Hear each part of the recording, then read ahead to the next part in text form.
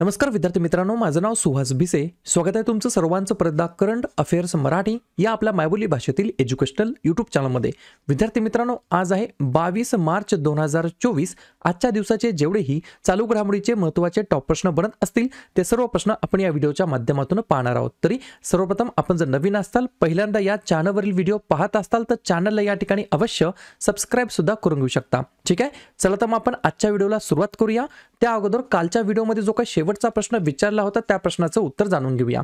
काय होता प्रश्न?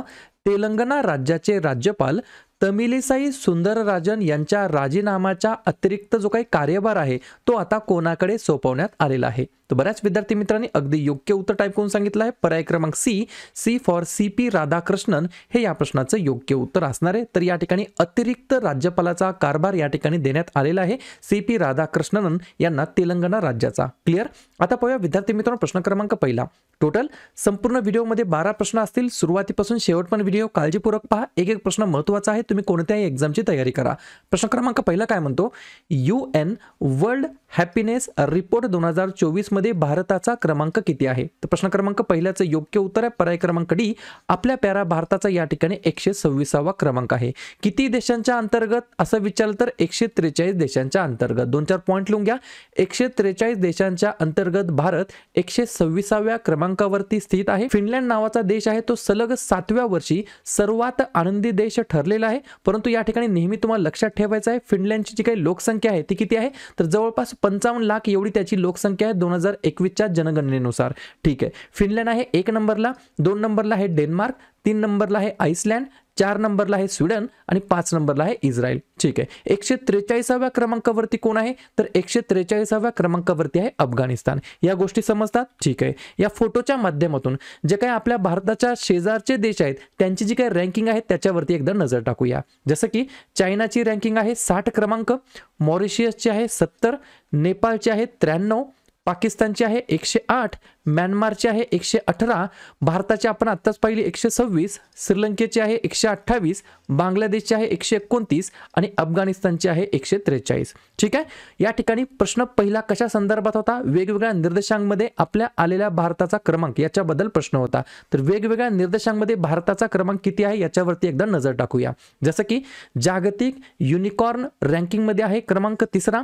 त्याच्यानंतर जागतिक डिजिटल स्पर्धात्मकता निर्देशांक 2023 मध्ये आहे 49, जागतिक हवामान बदल कामगिरी निर्देशांक 2023 मध्ये आहे 7वा, ग्लोबल फायर पॉवर रँकिंग 2024 मध्ये आहे 4था, भ्रष्टाचार निर्देशांक 2023 मध्ये आहे 93, लोकशाही निर्देशांक 2023 मध्ये आहे 41, जागतिक बौद्धिक संपदा निर्देशांक 2024 मध्ये आहे 42, महिला व्यवसाय आणि कायदा अहवाल 2024 मध्ये आहे 113वा, UNDP लैंगिक असमानता निर्देशांक 2022 मध्ये आहे 108, संयुक्त राष्ट्र मानव विकास निर्देशांक 2022 मध्ये आहे 134 आणि वर्ल्ड हॅपीनेस रिपोर्ट 2024 मध्ये आहे 126वा. ठीक आहे, पाहूया पुढचा प्रश्न. प्रश्न क्रमांक 2. अन्न प्रक्रिया उद्योग मंत्रालयाचा अतिरिक्त कार्यभार कोणाकडे सोपवण्यात आलेला आहे? 2 नंबरच्या प्रश्नाचं योग्य उत्तर या ठिकाणी पर्याय क्रमांक डी. किरेन रिजिजू असं त्यांचं नाव आहे. काय नाव आहे? किरेन रिजिजू असं त्यांचं नाव आहे. रिजिजू असं त्यांचं नाव आहे. ठीक आहे, हा जो काय या ठिकाणी मंत्रालयाचा कारभार होता तो अगोदर कोणाकडे होता तर अगोदर होता पशुपती कुमार पारस यांच्याकडे होता. त्यांनी या ठिकाणी रेजिग्नेशन दिलेलं आहे, राजीनामा दिलेला आहे. तर त्यांच्या जागी या ठिकाणी अतिरिक्त कार्यभार हा किरेन रिजिजू यांच्याकडे देण्यात आलेला आहे. जर तुम्हाला असं विचारलं पशुपती कुमार पारस कोण होते तर राष्ट्रीय लोक जनशक्ती पक्षाचे ते ॲज अ प्रेसिडेंट म्हणून सुद्धा कामकाज पाहतात. ही सुद्धा गोष्ट मला लक्षात ठेवायची आहे. प्रश्न आहे नवीन नियुक्तीबद्दल. तर लगेच नवनवीन नियुक्त्यांवरती चर्चा करूया. पहा, या ठिकाणी काही विद्यार्थ्यांना या गोष्टी बोर होतात, परंतु मी तुम्हाला नेहमी सांगतो अभ्यास किती करता याला महत्त्व नाहीये, केलेल्या अभ्यासावरती या ठिकाणी किती वेळा रिव्हिजन मारता हे सगळ्यात जास्त महत्त्वाचं ठरणार आहे. या ठिकाणी पाहूया नियुक्ती. नवीन लोकपाल आहेत अजय माणिकराव खानविलकर. राष्ट्रीय सुरक्षा रक्षकामध्ये दल महासंचालक आहेत दलजीत सिंग चौधरी. संसद सुरक्षा प्रमुख बनलेत अनुराग अग्रवाल.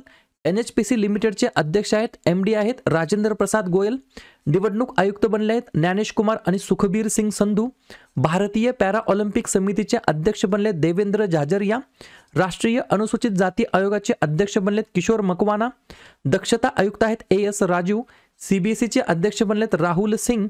प्रसार भारतीचे अध्यक्ष बनलेत नवनीत सहगल आणि अखिल भारतीय बुद्धिबळ महासंघाचे अध्यक्ष बनलेत नितीन नारंग. पुढचा प्रश्न क्रमांक 3, शाश्वत ऊर्जा नेतृत्व यासाठी कोणाला अलीकडेच सन्मानित करण्यात आलेलं आहे? 3 नंबरच्या प्रश्नाचं योग्य उत्तर आहे पर्याय क्रमांक बी, डॉक्टर सुलतान अल जाबेर यांना या ठिकाणी शाश्वत ऊर्जा सस्टेनेबल एनर्जी याच्यासाठी या लीडरशिपसाठी त्यांना या ठिकाणी सन्मानित करण्यात आलेलं आहे. कोण आहेत बाबा हे सुलतान अल जाबेर? लिहून घ्या. अमिराती राजकारणी आहेत, म्हणजेच UAE मधील ते एक उद्योग आणि प्रगत तंत्रज्ञान मंत्री आहेत. अबुधाबी नॅशनल ऑइल कंपनीचे प्रमुख आहेत आणि मस्तारचे ते या ठिकाणी अध्यक्ष सुद्धा आहेत. सोबत अल जाबेर हे UAE चे हवामान बदलाचे विशेष दूत आहेत आणि COP28 हवामान चर्चेचे अध्यक्ष सुद्धा आहेत. COP28 याच्यावरून तुम्हाला काही अजून गोष्टी लक्षात ठेवायच्या आहेत. COP28 याचा जो काय फुल फॉर्म आहे COP याचा फुल फॉर्म काय आहे मला तुम्ही कमेंट बॉक्समध्ये सांगायचं आहे. तोपर्यंत आपण काय करूया, कॉपच्या जे काही समिट्स होत असतात, परिषदा होत असतात, याच्यावरती रिपीट एक्झाम मध्ये प्रश्न विचारले जातात, त्याच्यावरती एकदा नजर टाकूया. काळजीपूर्वक ऐका मी काय सांगतोय, फक्त बघत बसू नका, लिहून घ्या. पहिली जी काय या ठिकाणी कॉपची या ठिकाणी परिषद झाली ती 1995 मध्ये झाली, ती बर्लिन जर्मनी या ठिकाणी झाली. कॉप दुसरी झाली या ठिकाणी 1996 मध्ये जेनेवा स्वित्झर्लंड या ठिकाणी. 29वे संस्करण COP27 या नावाने ओळखलं जातं, 2022 मध्ये झालं इजिप्तमध्ये. COP28 झाली 2023 मध्ये UAE दुबई या ठिकाणी. COP29 होणार आहे 2024 मध्ये बाकू अझरबैजान या ठिकाणी आणि COP30 होणार आहे 2025 मध्ये ब्राझील या ठिकाणी. सोबत एक्स्ट्रा पॉइंट लिहून घ्या. पंतप्रधान नरेंद्र मोदी यांनी 2028 मध्ये भारतामध्ये COP33 हवामान शिखर परिषद आयोजित करण्याचा सुद्धा या ठिकाणी प्रस्ताव ठेवलेला आहे. हा सुद्धा प्रश्न कदाचित एक्झाम मध्ये विचारला जाऊ शकतो. पुढचा प्रश्न क्रमांक 44 काय आहे, अलीकडेच भारताने डॉर्नियर विमान 228 विकण्यासाठी कोणत्या कॅरेबियन देशासोबत करार केलेला आहे? तर पर्याय क्रमांक ए, गयाना नावाचा देश आहे, त्या देशासोबत या ठिकाणी करार केलेला आहे. कोणी? भारताने. कशासाठी? डॉर्नियर विमान 228 विकण्यासाठी. कोणत्या देशासोबत? तर कॅरेबियन देशासोबत. गयाना असं त्या देशाचं नाव आहे. दक्षिण अमेरिकेतील हा देश आहे. या देशाचे अध्यक्ष आहेत इरफान अली, पंतप्रधान आहेत मार्क फिलिप्स, राजधानी आहे जॉर्ज टाउन आणि चलन वापरलं जातं गयानीज डॉलर. पाहूया पुढचा प्रश्न क्रमांक 5, जागतिक जल दिवस केव्हा साजरा करण्यात येत असतो? तर आजच्या दिवशी दरवर्षी 22 मार्चला, बऱ्याच वेळेला परीक्षेमध्ये हा प्रश्न रिपीट झालेला आहे. तर 22 मार्चला दरवर्षी जागतिक जल दिवस म्हणून आपण साजरा करतो. 2024 ची थीम काय आहे? लिहून घ्या.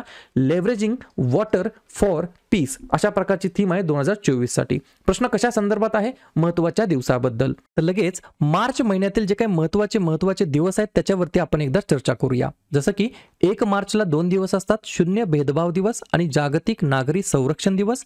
3 मार्चला जागतिक वन्यजीव दिवस आणि जागतिक श्रवण दिवस. 4 मार्चला राष्ट्रीय सुरक्षा दिवस, कर्मचारी प्रशंसा दिवस आणि रामकृष्ण यांची जयंती. 8 मार्चला आंतरराष्ट्रीय महिला दिवस. 10 मार्चला CISF स्थापना दिवस. मार्चमध्ये दुसऱ्या बुधवारी म्हणजे यावर्षी 13 मार्चला आहे नो स्मोकिंग दिवस. त्याच्यानंतर मार्चमध्ये दुसऱ्या गुरुवारी म्हणजेच यावर्षी 14 मार्चला आहे जागतिक किडनी दिवस. 15 मार्चला आहे जागतिक ग्राहक हक्क दिवस. 16 मार्च राष्ट्रीय लसीकरण दिवस. 18 मार्चला भारतामध्ये आयुध निर्माण दिवस म्हणून आपण साजरा करतो आणि जागतिक झोपेचा दिवस सुद्धा असतो. 20 मार्च जागतिक चिमणी दिवस आणि आनंदाचा आंतरराष्ट्रीय दिवस. 21 मार्च जागतिक वनीकरण दिवस आणि जागतिक कविता दिवस. 22 मार्च जागतिक जल दिवस. 23 मार्च जागतिक हवामान दिवस.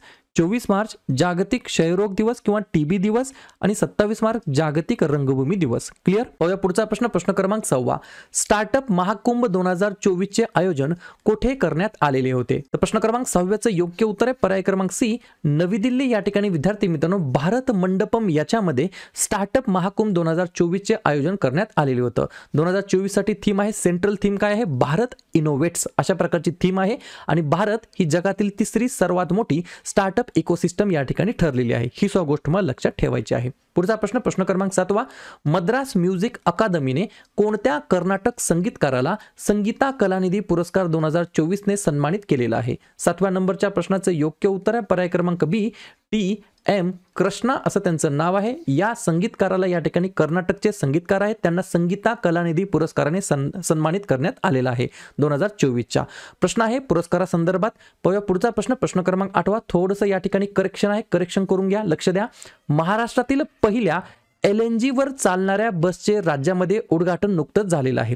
प्रश्न काय आहे, कोणत्या राज्यामध्ये प्रथम ही बस सेवा सुरू झालेली होती? लक्षात घ्या, माझ्याकडून काय चुकलं होतं, तर भारतातील पहिली LNG वर चालणारी बसचं उद्घाटन, तेव्हा उत्तर दिलं होतं महाराष्ट्र. थोडंच करेक्शन करून घ्या. भारतातील जे काही प्रथम LNG बस सुरू झाली ती सुरू झाली आहे पर्याय क्रमांक 1 केरळमध्ये. आणि प्रश्न काल काय होता, महाराष्ट्रातील पहिल्या LNG वर चालणाऱ्या बसचं या ठिकाणी उद्घाटन. हे थोडंसं या ठिकाणी कन्फ्युजन झालेलं होतं. ठीक आहे, तर पर्याय क्रमांक 1 केरळ हे या प्रश्नाचं योग्य उत्तर असणार आहे. लगेच प्रथम गोष्टीवरती चर्चा करूया.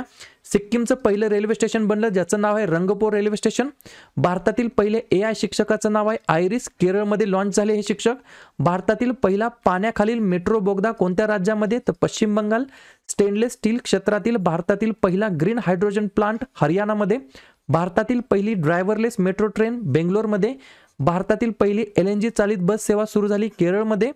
भारतीय नौदलाचे पहिले स्वतंत्र मुख्यालय नवी दिल्लीमध्ये. वेळ वितरण प्रणाली लागू करणारा पहिला देश भारत. आणि भारतातील पहिले oil palm processing unit launch झालं या ठिकाणी अरुणाचल प्रदेशमध्ये. पुढचा प्रश्न क्रमांक 9. नुकतेच चर्चेमध्ये आलेले मेगन चक्रीवादळ, मेगन सायक्लॉन कोणत्या देशाशी संबंधित आहे? 9व्या प्रश्नाचं योग्य उत्तर आहे पर्याय क्रमांक D ऑस्ट्रेलिया हे या प्रश्नाचं योग्य उत्तर असणार आहे. तर ऑस्ट्रेलिया देशासोबत संबंधित आहे. कोणतं सायक्लॉन? मेगन नावाचं. तर लगेच आपण काय करूया, वेगवेगळ्या देशांनी जे काय चक्रीवादळाला दिलेली नावे आहेत त्याच्यावरती चर्चा करूया. लिहून घ्या.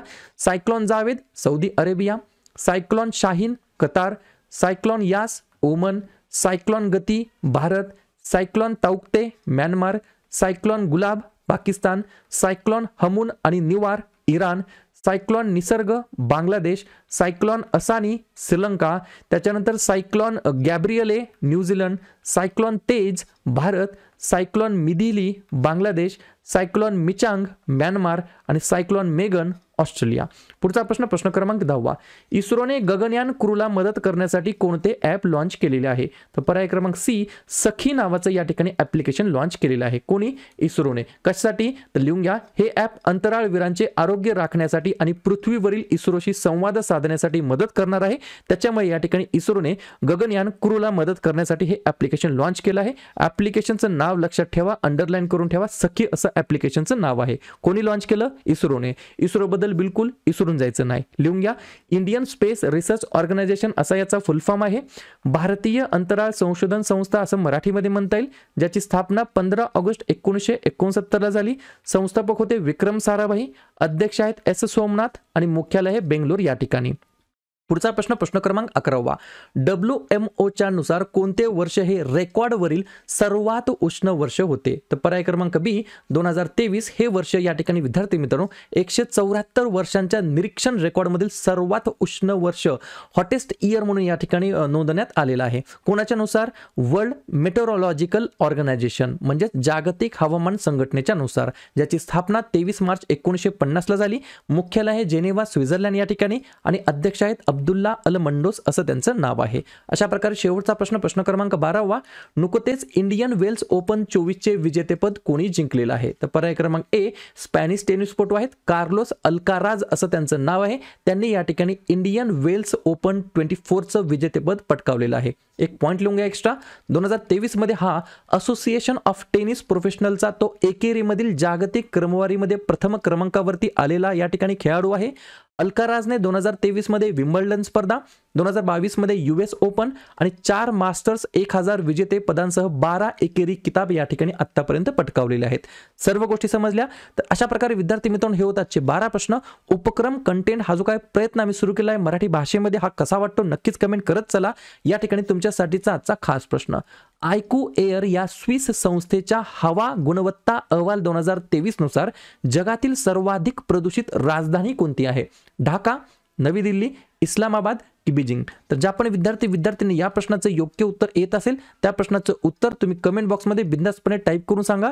या प्रश्नाचं उत्तर चुकू द्या, बरोबर येऊ द्या, काहीच हरकत नाही, परंतु ट्राय करणं, प्रयत्न करणं हे सर्वात जास्त महत्त्वाचं आहे. आणि दुसऱ्या दिवशी येऊन आपण दिलेल्या प्रश्नाचं उत्तर हे बरोबर आलं की चुकलं हे दुसऱ्या दिवशी येऊन नेहमी चेक करणं, तपासणं हे देखील तितकंच जास्ती महत्त्वाचं सुद्धा आहे.